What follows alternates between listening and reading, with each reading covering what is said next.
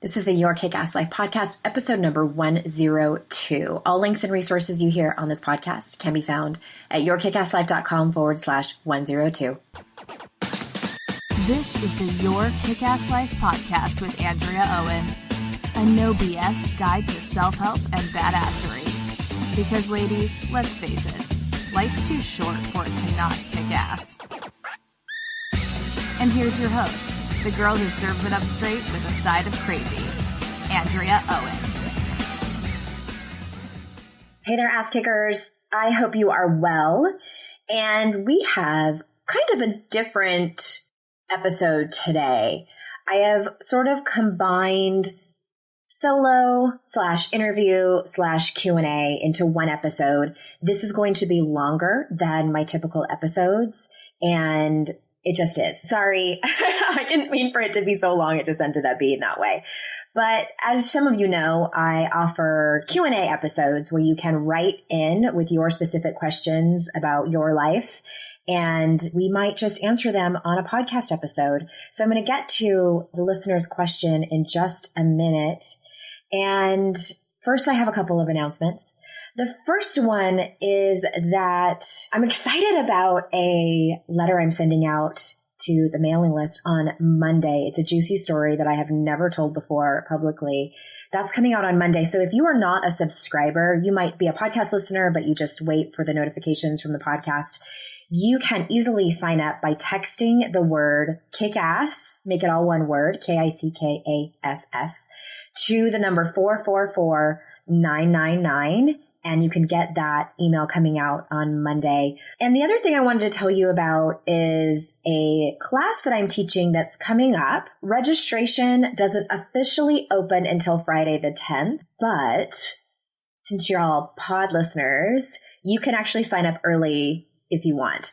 So it's at 30dayexperience.com. And this is a class I have taught before. I have switched up the curriculum a little bit, just making it a little bit better. And what it is 30 days what else? Learning to live your kick-ass life. And this class is perfect for anyone who has negative self-talk. I mean, who doesn't? You hear that shit talking in your head. You compare yourself to other women. You can't remember the last time you cut yourself a break. Maybe that's you. Maybe you're feeling a little bit disconnected from yourself. Like self-trust isn't even on your radar. Maybe you're feeling a little bit disconnected in your relationships. You don't know why.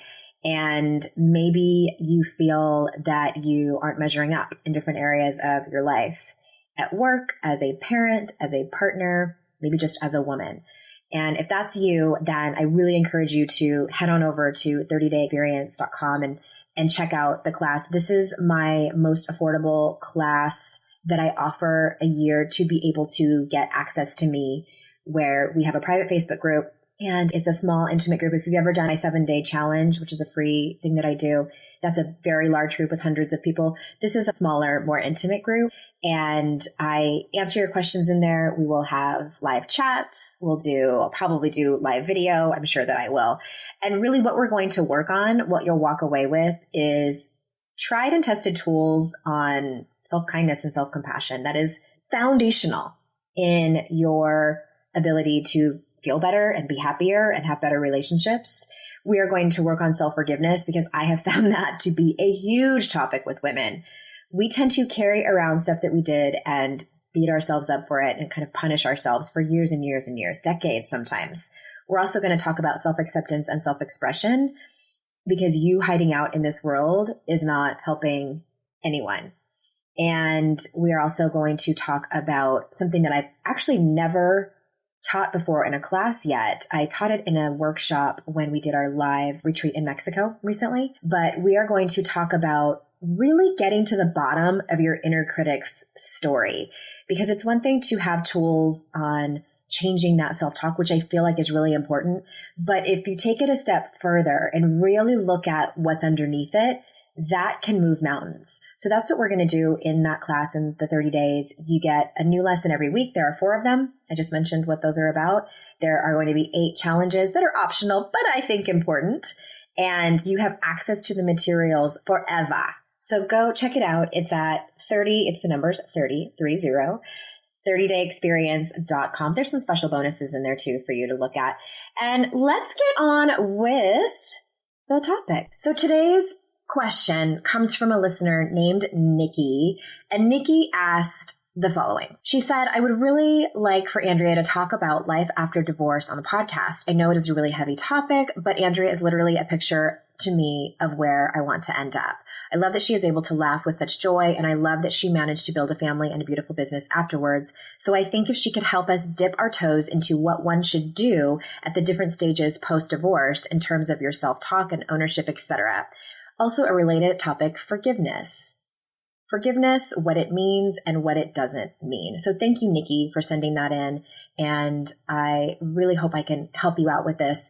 Here's the thing about divorce, that I obviously have my own story around it. It's part of who I am. It's part of what's made me who I am today, part of my story. And the thing is that I know a lot of you listening have faced is either a divorce or a major breakup where there are kids involved. And that was not the case with me. So I didn't feel like I think probably the reason I haven't gone into this in depth on the podcast is because I am not an authority on how to deal with the emotions and the logistics and the long-term healing when there are children involved, because that's more common. I think, I don't know what the statistics are. I'm just making that up, but it's more common to have children post-divorce than not. And I think it's a very different experience. So what I have done is I am bringing my friend and colleague, Kate Anthony, on later in the show, where I ask her a few questions based on Nikki's question, because she had that experience. She was married and had a child and is divorced, and they are co-parenting. You'll hear that later on in the show. So I guess I'll start from the beginning. And I just think I want to start by saying divorces and breakups look different for everyone. Although I think for everyone there is pain involved.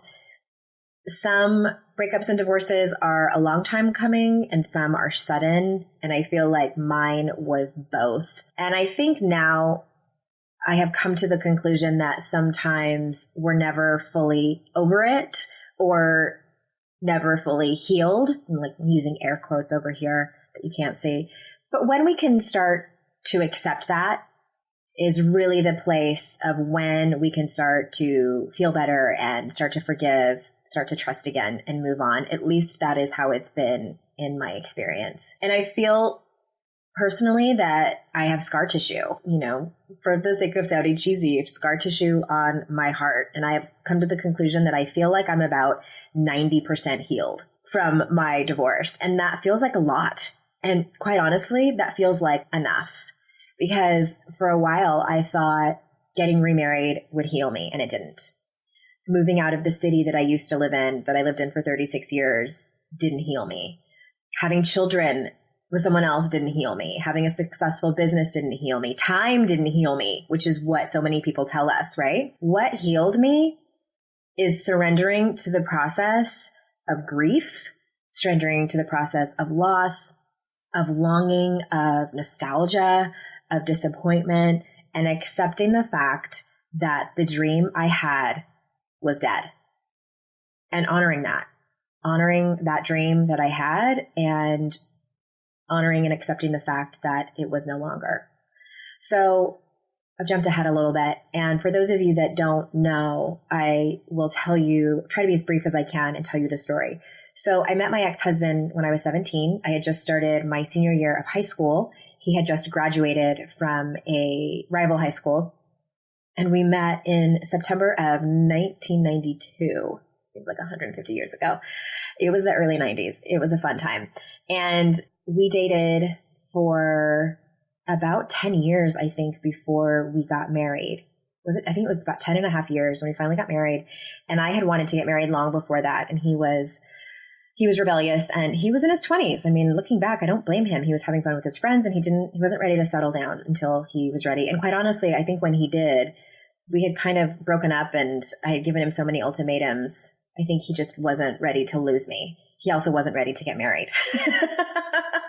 So I guess he picked the least painful path for him, and we got married in 2003. And you'll hear my friend Kate talk about her husband, and she says, we brought out the worst in each other.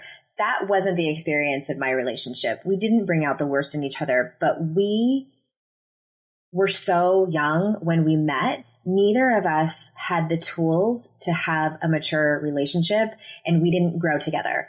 I think we sort of got stuck in our teenager time, and I was trying to better myself and trying to grow up, and he wasn't coming along with me. And our couples therapist she said, it's like you're trying to drag him along and you're growing at two very different speeds. And I love that she was very honest with us, and I chose to marry him anyway. And at one point she also said to me, this was right before we got married, because he would stay out like all night. He'd go out with his friends and stay out all night, would tell me he would be home by, 1 or 2, and he'd come rolling in the next morning. This happened all the time. All the time. There were so many times I didn't know where he was. I heard rumors that he was cheating on me. He denied it.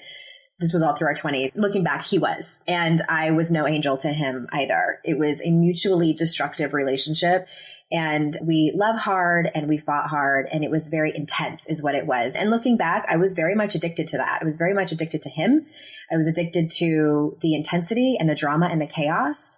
And I was addicted to the idea and the dream of fixing him and fixing us. It became my life's obsession. I don't even want to use the word goal, because it was my obsession to fix him. And then I would fix us.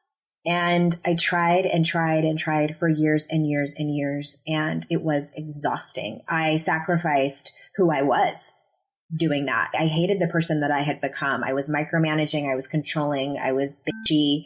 I was angry. And it was all his fault, when really it wasn't his fault. It was my fault. But of course, I didn't see that until I was out of the relationship. So 2 years into our marriage in 2005, we had hit a good point in our marriage. We had hit a groove. We were saving up to buy a house. And I believe that we were kind of on the upswing and getting better. We were both in our very early 30s at that point. I had just turned 30, and we were talking about conceiving our first child. We both knew it was a dream of ours to have children together. And I had it all planned out. My controlling self. I had bullet points under each season, like quarter of the year. It was ridiculous. I can't believe I did that. So I knew when we were going to conceive, and we were going to conceive in the fall of, it must have been 2005. And in July of that year, he started having an affair with our neighbor. And I didn't really suspect anything for the first couple of months. And then I did. And to make a long story short, it was months of suspicion and confronting him and asking him and crying and fighting and denying, him telling me that I was crazy and that I needed to stop being a detective and trying, and that I was just mean and for doing that. And he would never do that to me. And basically he was living a double life, because he had also lied to his girlfriend and told her that, I think that he told her that he had told her that he had filed for divorce and that I was just not accepting it, which later she found out that wasn't true, because there were no papers filed. And so the holidays came and went, and that was a disaster that included, me traveling alone and then coming back and a screaming fight at his work. And I said, I can't do this anymore. We need to at least separate, because I feel like I'm going crazy, because it seems like you're having an affair, but you're telling me you're not. So I'm going nuts. So I did. I moved out. I got a cute little apartment by the beach, and things were kind of good for a while. We were still seeing each other, and it felt like the pressure was off. And I was really under the impression that we were going to be okay, that this was a good thing for us. And then on Valentine's Day, I called his cell phone to see, because he had told me he was going to come over to have dinner with me on Valentine's Day. I called his cell phone to see when he was going to come over. So this was the day before Valentine's Day in 2006. And she answered his phone. And that was the end. That was when I knew, obviously. And then I spoke with her, and shit hit the fan. Let's just say shit hit the fan for all three of us. And we got divorced. He then filed. He had to. And she got pregnant within a couple of weeks after that, I think. And they had a baby. And I was devastated. I think for a while, I was more devastated that they went and had a baby than I was to actually lose him, because I had this dream that we were going to do that together. And they had a house and they had a dog, and it was as if I had literally been replaced. Like someone had erased my life, erased me, and put someone else there. And like, there she was, like living the life that I had planned on having for 13 years. The 13 years we had been together, we had been talking about and planning and dreaming that was going to be our life. And that was somebody else. It was like, like an actor in a play. It's like, there's somebody else doing my life. It was so strange. And I was also I think this is worth mentioning as part of the story. I was also very close to his family. We had several siblings, and it was just a large, loving family. And they had been my family for over a decade. My parents got divorced right when I graduated high school, and his parents basically took me in as one of their own. And I had never had experience with a family like that. I mean, my family was very loving, but we were very small. I had half siblings that were much older, and I was basically an only child. And like, here I was in this large family that was just amazing. And I loved them like they were my own family. And I was suddenly kind of like thrust out the door, and the door slammed in my face. And it was very awkward and painful for them too, because there they were kind of like not given a choice about whether I was going to stay or go. So divorce affects a lot of people. I was astounded at the ripple effect. And from what I understand, it caused a lot of problems in the family for a long time. I had to grapple with the loss of my marriage. I had to grapple with the fact that I might never have children. I was 31 at the time and went through that whole thing of, oh my God, like that dream is dead. What am I going to do? And I had to grapple with the fact of losing his family, which is actually something I didn't even really grieve until years and years later, because I felt like, I think I just didn't realize it was such a big deal than it was until much later. So that's the story. And that ended up being longer than I thought it was going to be. And the year after that, I call it like the year of the coma. I felt like I walked around just completely in a daze. I didn't know I didn't know which way was up. I really, really didn't. I had isolated myself from most of my friends.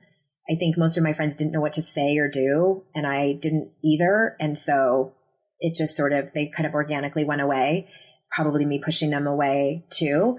I didn't really deal with it much that whole year.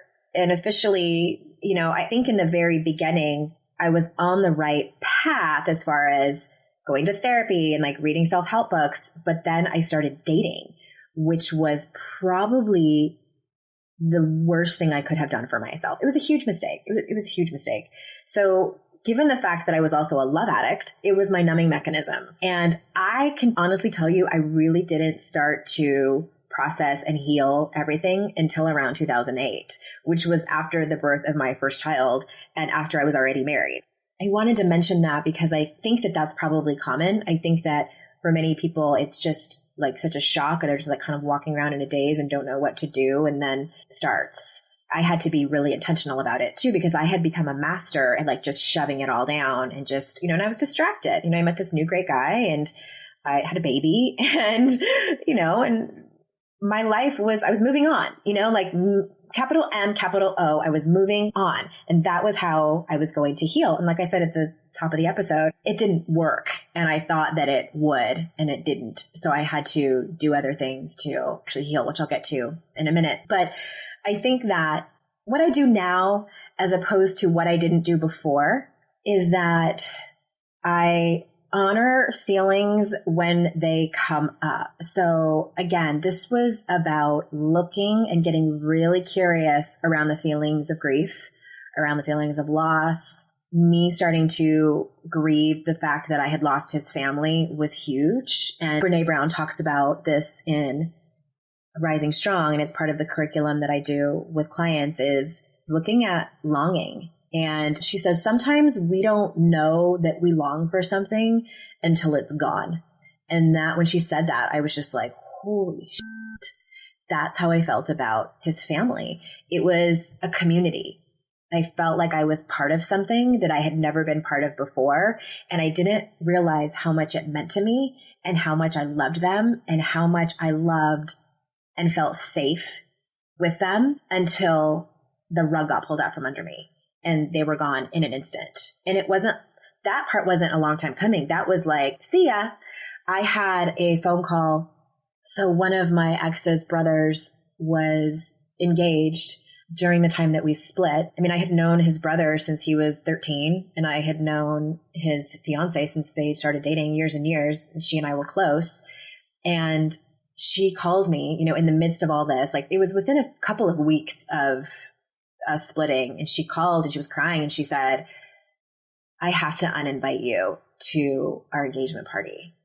I plan on going. I was like, of course I'm going. I don't give a shit if you're going to be there, And I was it was devastated. I was devastated that the reality of it sunk in. Like, oh, I am not welcome here anymore. You are all not my family anymore.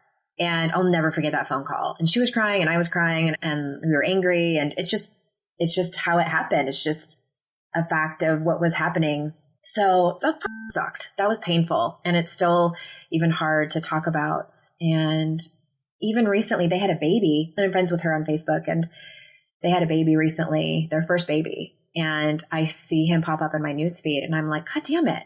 I should be there. I should have been there when he was born. And it's like, there's part of my brain that still thinks that, like, wait a minute, like, why am I not there with them? Like, congratulating them and holding that baby and, buying her presents and all the things. It's so weird that my brain still is attached to that. And so, which kind of brings me to talk to you about EMDR, which is, I think, something I've mentioned a few times on the podcast. And EMDR is something that I have gone and done because what I now have accepted is that what I went through was trauma. And I had a really hard time accepting that. My therapist told me that in the beginning, right when it happened. She told me that not only do I have trauma, but I had PTSD around it.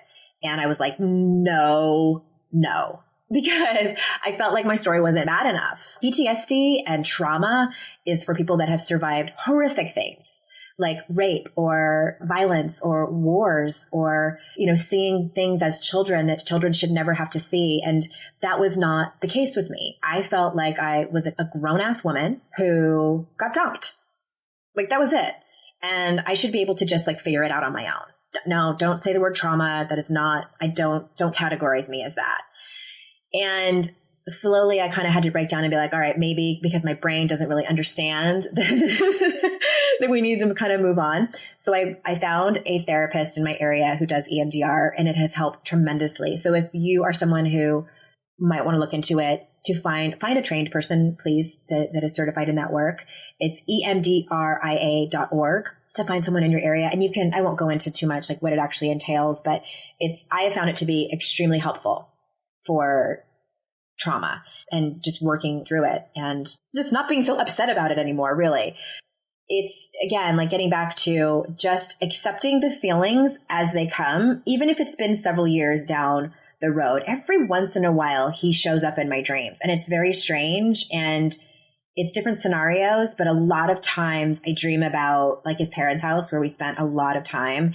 And what's upsetting in my dreams is that I can remember exactly how things were in that house and exactly how everyone looked. But if I'm awake, I can't tell you. It's very much starting to fade, and I don't remember as much. I don't remember mannerisms, and I don't remember, different tones of voice and things like that. But in my dreams, it's still there. And I wake up feeling like defeated and like beat up and pissed off. And I'm like, God damn it.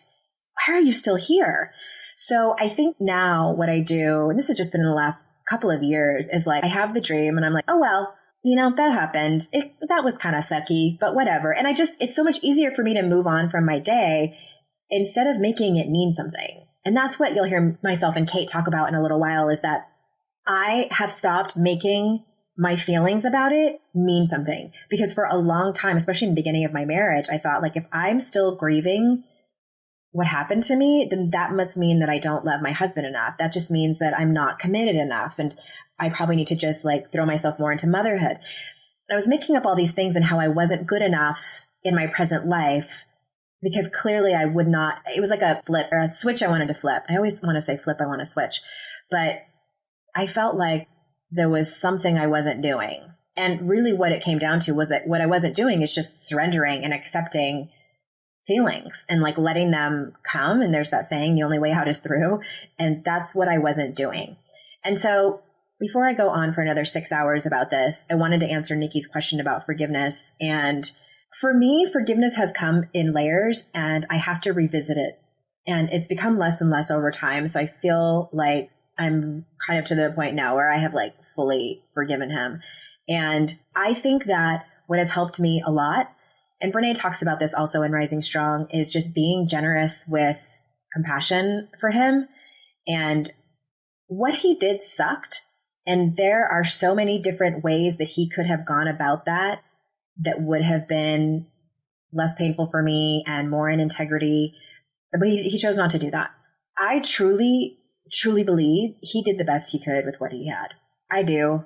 I don't think he was trying to be malicious and hurt me on purpose.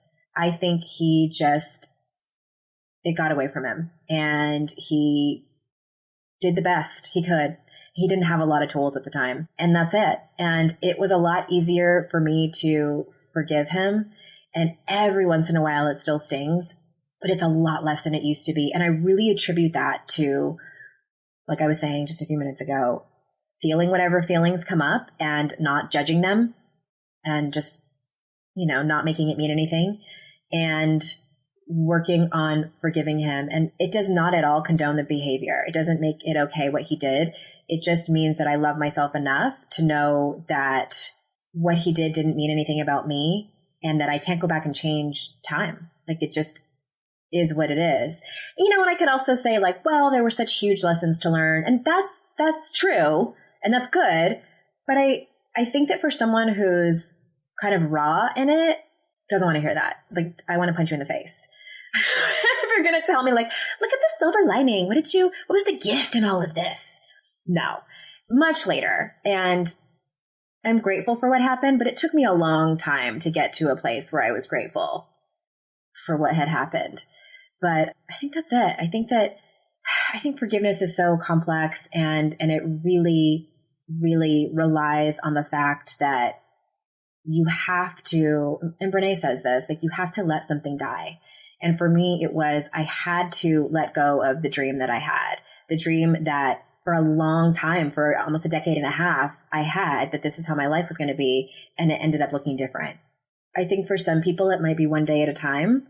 It was for me for a long time. And I think time helps a little bit, but you have to be proactive in your healing. And that's what I've done. I think that's what's helped me tremendously. There are a couple of books out there that I think are really helpful. I will link to them in the show notes. And I think that's all I got for you. So I hope that helped. And I am going to introduce you to Kate here. So anyway, Ass Kickers, thanks for listening. And here is Kate. Kate Anthony is here. Hi, Kate. Hi, Andrea. How are you? I am fantastic. I am excited to be here. Good. Talk about one of my favorite topics. Your favorite? You have so many favorite topics. You're like me. Like, I'm like, it's my favorite topic every single time. I totally am. I could talk about that for 8 hours. Or I could talk about that for 8 hours too. You could talk about corn for 8 hours.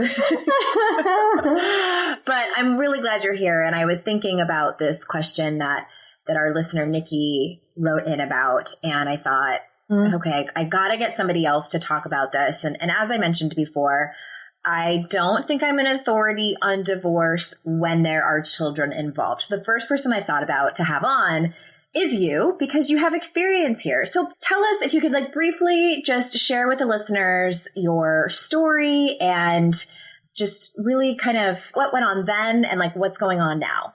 Yeah. Where to begin? I'll begin at the beginning. At the beginning. It's like, how long were you married and stuff like that? So my ex and I were together for 10 years. We were married for 5. And we had a very, very volatile marriage, a volatile relationship for 10 years. And when we had our son, it was the race to like keep the marriage together for our child was on. And what ultimately ended up happening was when my son was 3.5, I started to recognize what I was modeling to my child by keeping this very unhealthy marriage alive, and that I was fighting for something, A, that didn't exist, and B, I was modeling a relationship and a form of womanhood that I did not want my son to repeat. There were patterns I didn't want him to repeat. And if I stayed in the marriage, this was like my son was going to end up being the kind of man who treats women the way that my ex treated me. Mm-hmm. And that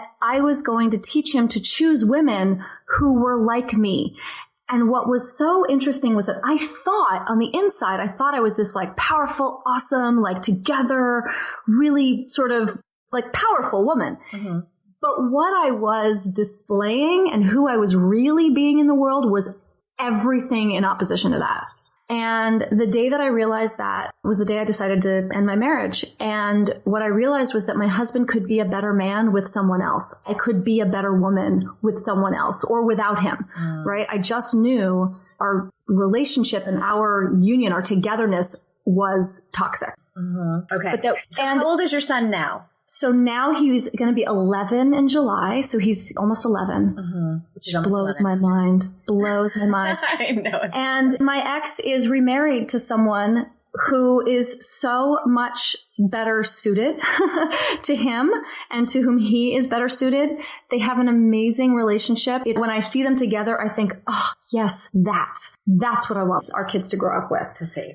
So how long has your ex been married to his new wife? Gosh, what is it? 2 years? They've been married for 2 years? And they have a child together, right? No, our family is really complicated. So we have our son, and then she has a son who's a little bit younger than my son. Our sons actually went to preschool together. Oh, okay. So Emmett, your son, has a stepbrother. And then in between me and marrying his current wife, my ex had a brief relationship with a woman and has a son from that relationship. And my ex actually has full custody of that child. Mm-hmm. So he and his wife now raise that boy as their own. So he's not biologically hers, but he's hers. Okay. So backing up to when you realized that your marriage was over and, you know, regardless of the details of who filed for the divorce and all of that stuff, what specifically do you remember doing in the beginning, or if you did anything at all, to heal from the heartbreak of your marriage ending? Here's what's really interesting. So what I did was I got into intensive therapy, one-on-one therapy. I think that I was in therapy, and about probably 6 months in was when I finally just realized that I needed to leave my husband. So I feel like that was part of the process. The unfolding process of getting to know myself was a slow and steady process. And as I began to sort of develop what I consider my sort of adult brain, right? My consciousness, because I had been living most of my life in an unconscious reactive state to everything around me. And as I do. Exactly. Right.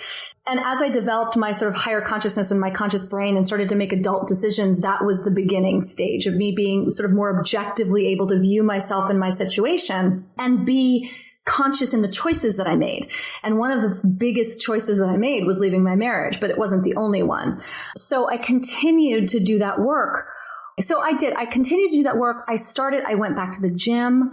I started taking care of myself. I started to recognize myself as an individual. I had spent so long in my marriage viewing myself only as what my husband thought I was or said I was, none of which was really true to who I was organically and innately.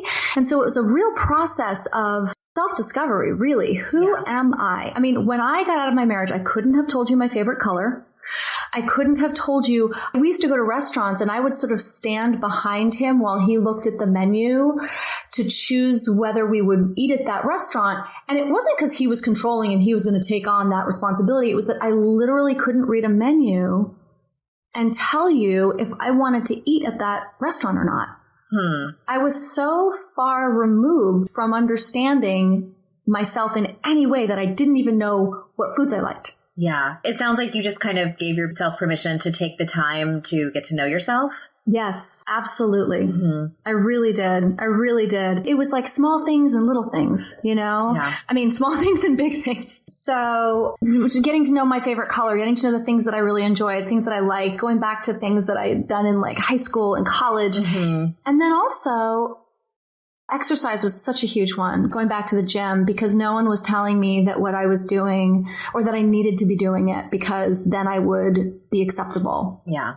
Appearance-wise. Mm-hmm. Then I'm curious about the remarriage and, him getting remarried. And I'm sure that, because I know you said that he had a relationship like right before he even got married. So like I guess the question is like when he started dating again, did you feel like, where were you in all of that?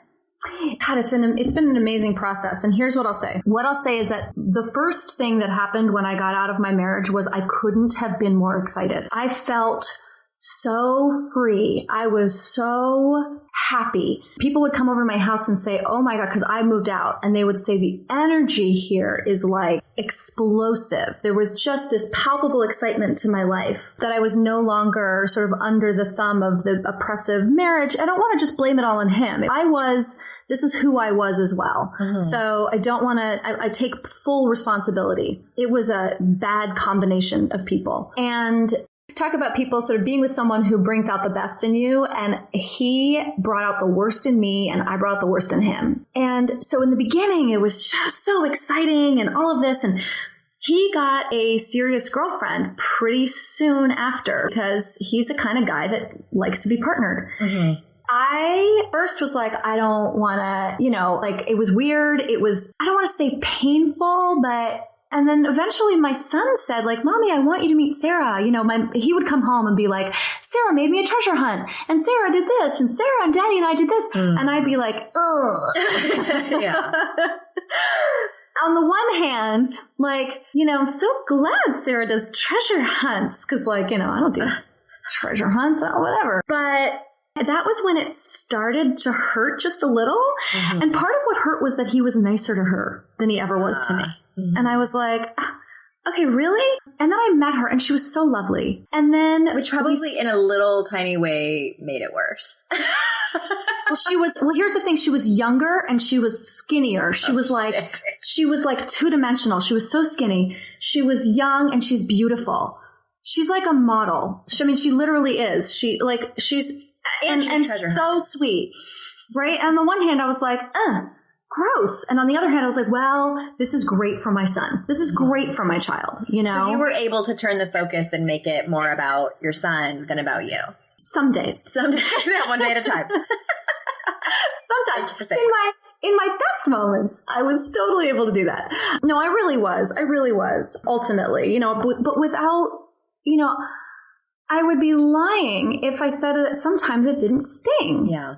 I use that word a lot in my own story too, which everybody already heard, is that it's not that it hurts, but sometimes like when I think about what happened, it still stings. And those are two different things. Yes, exactly. And then, here's the other thing about my divorce, which is very unique, which is that my ex and I spent years and years and years in couples therapy together. We tried so hard to make our marriage work, and it was literally unworkable. And so by the time we decided to get divorced, we were going to make this the best divorce in history.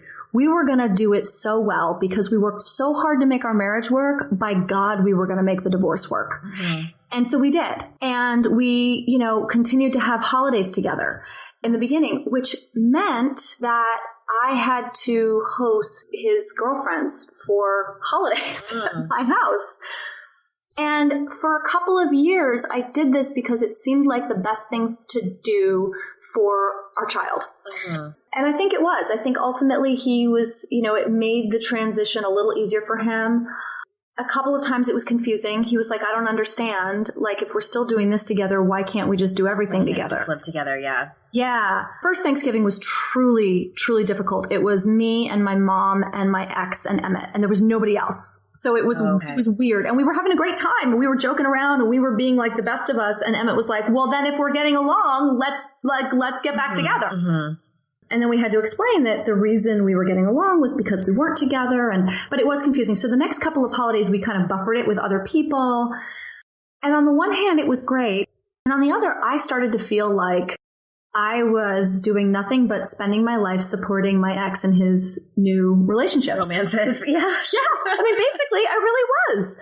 And because I didn't have another relationship, and because I wasn't diving into these sort of like intense relationships where we were sharing, you know, holidays and all of that, I was like the odd man out at my own house, at my own Thanksgivings. And so it was hard. And I eventually drew a line, and I was like, because we did this for years, for like 3 or 4 years, for Christmas, Thanksgiving, and Halloween. And I just got over it. You know, eventually I got over it.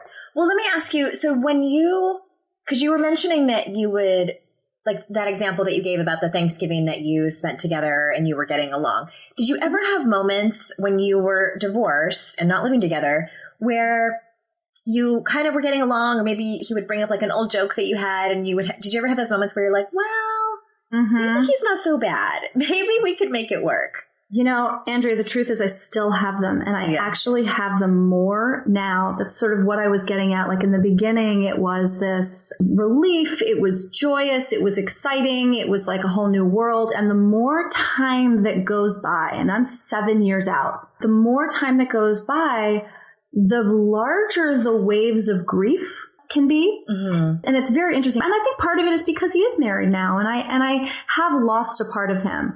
A huge part of him, but we still have our connections, right? And there are times when we're hanging out and we're doing stuff as a family, and, you know, it's school stuff or whatever. And and in the beginning it would happen all the time, and we would go, wait, what are we doing? And then we'd go, no, we know exactly what we're doing. Let's not derail this. Like, we know what we're doing. And as time has gone by, knowing full well with every rational fiber of my being that this man is not for me, and I don't actually want to be married to him anymore, there are moments when I see him and I think, oh, really? Really? Or just something happens and it'll spark this grief, like real deep grief that continues to wave through me. And sometimes I feel like at this point, they're bigger waves that are way more spread apart. Okay, I want to talk about the grief in a second, but I wanted just to touch on something that you said, and I'm reaching for my book, Brené's Rising Strong. And what I love about this book that I have never heard in self-help talked about or written about is the feeling of nostalgia and how much that can just wreck you. And I feel that way. This is maybe like a bad example or, you know, relating to it, but I feel that way about my hometown of San Diego. And you totally do. Like, my heart breaks that I don't live there anymore. Yeah. And then I go back for days at a time and then remember why we broke up and like why we're not together. But I think it can be a lot of the same in relationships. And so, you know, you get hit with these bits of nostalgia and they just take you down. And so my question is, you mentioned you have these big waves of grief. So what are you doing now to process the grief? Because I know you and I have had conversations about our old patterns of numbing and things like that. And I know you don't do that anymore. Yeah. And so what do you do when those grief waves come over? You know, the biggest thing I do now is feel them, honestly. I mean, I've learned over the years because, you know, numbing doesn't work and distraction doesn't work. And, you know. Did you used to judge them when you? Oh, yeah. Oh, God, yeah. What's wrong with me? What's wrong with me? You know. So, and I still do sometimes. Like, it comes up, I'm like, really? You should be over this by now. Right, totally, right? 7 years, really? But, and also there's shame and embarrassment about it. Like, I'm not supposed to be feeling this. I'm not supposed to feel nostalgia or grief. Or here's the thing. When you get divorced from someone you don't have kids with, you get to just walk away. And you might have nostalgia and you might have grief, whatever, but you don't have a constant reminder. It's not all anymore. Right. And, you know, I didn't get the opportunity to go away into, like, you know, a meditation retreat for 6 months to heal my broken heart.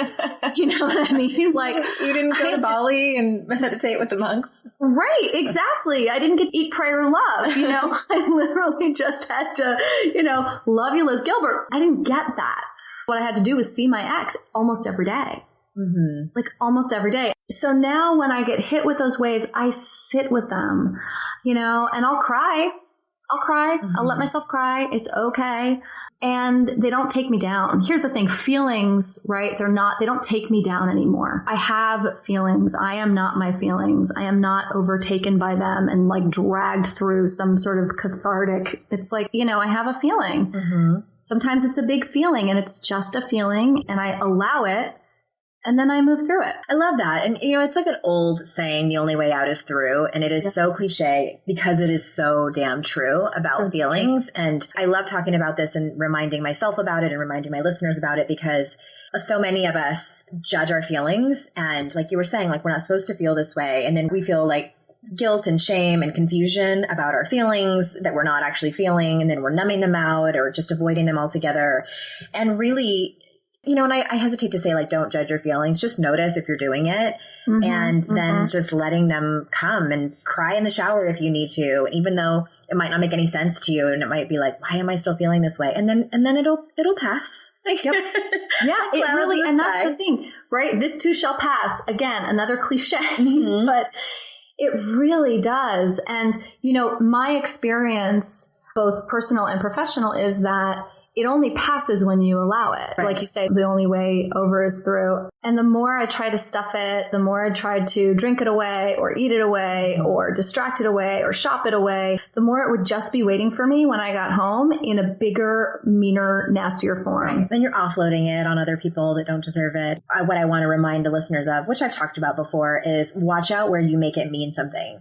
Because there was like one of those cheesy Instagram quotes that I loved. And it said something about like, you're allowed to miss people that you don't want in your life anymore. Yeah. And when I read that, I was like, wow, because I used to judge a lot. Like when my ex would show up in my dreams or, he would like randomly, we have a 91 mutual friend. So every once in a great while, his face pops up in my newsfeed, even though we're not friends on Facebook. And sometimes I'll have like a visceral reaction to it. And then I'm like, what does that mean? And it doesn't mean jack shit. Except that I spent 13 and a half years with them. And when you have an intimate bond with someone, whether you were married or just in a long-term relationship, it means a lot. And your body still knows. And if you just allow to feel whatever it is without making it mean anything at all, it will pass. And it always does for me. It always does. It really does. It's magic. Magic. It's a not so secret. I can't have a podcast episode without saying it's magic. All right. I have one more question for you. And that is on the topic of forgiveness. And I don't think that your ex did anything like horrible or, that made the conclusion of your marriage. It sounded like it was kind of like a long time coming, but have you had to deal with forgiveness in your former marriage? And what does it look like? Oh, so deeply, and on both sides. So I had to deal with, I'm not saying anything that he wouldn't agree with. He said these words to me. He said, I was a shitty husband to you. And I'm sorry. And, I had to forgive. Forgiveness for me is a process of taking my own inventory. For me, forgiveness is about looking at the kind of person that I was that allowed anything to happen to me. I'm a strong believer in 100% responsibility. I don't believe things are 50-50. I believe they are 100%, 100%. Each person takes 100% responsibility for their side. And even if the other person doesn't, that's where forgiveness lies. It doesn't lie necessarily, in my experience, in the other person taking responsibility. It lies in me. Forgiveness is all about, and you hear this all the time, right? Forgiveness is not about the other person. It's about you. But where I believe the key to it is in responsibility. My ex did not treat me well. He just didn't. But I was the kind of woman who sought that out because it mirrored and reflected the way that I was raised and the messages that I received in my childhood in all sorts of ways. And so that's where my forgiveness came from. My forgiveness for him came in understanding that I would not have been in that relationship had I not been primed for it. And basically like a compass, right? Like my true north was driving me in the direction of this kind of relationship. And had I done the work, I heard that. Yeah. And so, that was the beginning of forgiveness for me. And then, he and I had to have some hard talks. He and I had to have some conversations where I was like, this really hurt me. And because he's the kind of person who also has done a lot of personal development work and takes a lot of responsibility and believes in this stuff, he was able to say, like, you're right. I am so sorry. And then I was able to, hear where he was, where I did things that devastated him. And I did post-divorce. One thing in particular that devastated him. And, I had to be completely and fully responsible for that. he was able to forgive me much sooner than his wife was. And she and I have now healed our relationship, and it's really kind of gorgeous. But it took a long time, and it took forgiveness on all sides. But the only thing I can be responsible for is myself.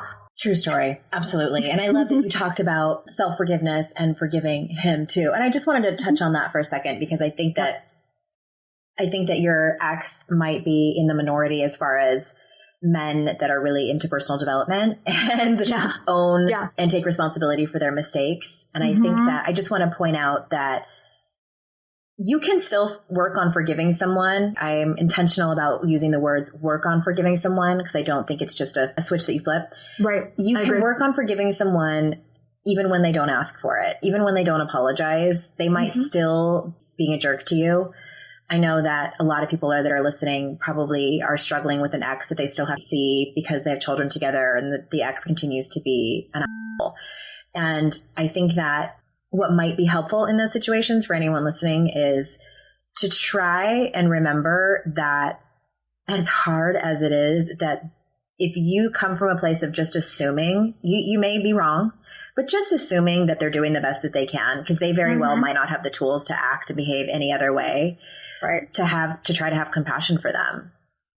Yeah. And, you know, it's really too bad that they can't see the light and kind of wake up and try to be a better person. And we can only control, you know, how we show up in situations. We sure can't control them. And that's hard. Here's the thing that I'll say about that as well, you know, is that I can be happy. And this is, God, it took me decades, right, to get this. And it's a tough one, but I can be happy no matter how other people around me are treating me or being. That my happiness does not have to be dependent upon, or my peace, right, doesn't have to be dependent upon how someone else happens to be treating me in one day or another. Yeah. Because my God, that can change from minute to minute, right? And we'll be like flip-flopping and like get emotional whiplash if our peace is dependent upon anyone outside of ourselves. That's not to say that someone can't really make our day like a living or make it amazing on the other side. Or make it amazing. Right. Exactly. You know, but at the same time, that doesn't define who I am or my self-worth. Yeah, that's a big lesson. And it did. Oh my God. And for years it did. I mean, my ex-husband defined my self-worth for 10 years. And before him, it was whatever guy I happened to be dating or seeing, or if I was or wasn't, like it was literally that determined everything. Yeah. Yeah. We could have a whole nother. We could do a whole podcast on that. I know. And I've already gone longer than I originally wanted to. So thanks for sticking with us, everyone who's listening. And I really wanted to get your take on things. And this has been so insightful and helpful, Kate. So thank you so much for being here. And tell everybody where they can go and find out more about you. KateAnthony.com. Easy peasy. Is my website. Easy peasy. KateAnthony.com. And I will have you on again where we can do like a full on interview about how to love knock it. up your kids. Yay. That's your favorite topic. Knocking up your kids. That is my favorite topic. All right. We'll have you on later in the year. And Ass Kickers, thank you so much for sticking with us. And until next time, I will see you out in cyberspace. Bye-bye.